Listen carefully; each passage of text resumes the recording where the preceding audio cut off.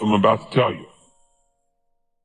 To get past it, you gotta go through it. That's true in so many areas, but it's particularly true with failure. To get past your failure, that failure in your life, you gotta go through it. You can't go around your failure. You can't go over your failure. You can't go under your failure. You can't ignore your failure. You need to grieve the failure. You need to feel the pain. Now, we don't like feeling bad, but grief is a good thing.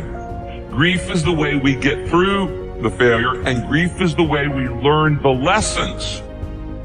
So often, we want to just, when we fail, we want to just forget it, push it aside, stuff our emotions, and then immediately go to the next thing. When you stuff your emotions, when you swallow your emotions, your stomach keeps score. It's kind of like, what if you took a can of Coke and you shook it up for a long time and then you put it in the freezer? What's going to happen to it? It's going to explode eventually.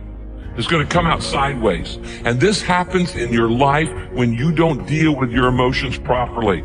This is why sometimes 6 months after failure, a marriage falls apart.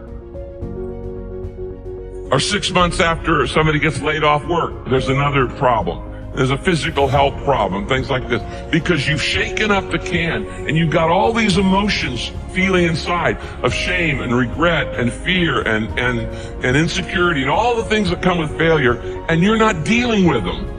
And so you shake it up and you say, we're just going to put this in the refrigerator, try to forget about it, and we're going to freeze it, and it's going to explode, and it's going to come out sideways in an affair or in wrong behavior or an impulsivity or an addiction or all kinds of other things.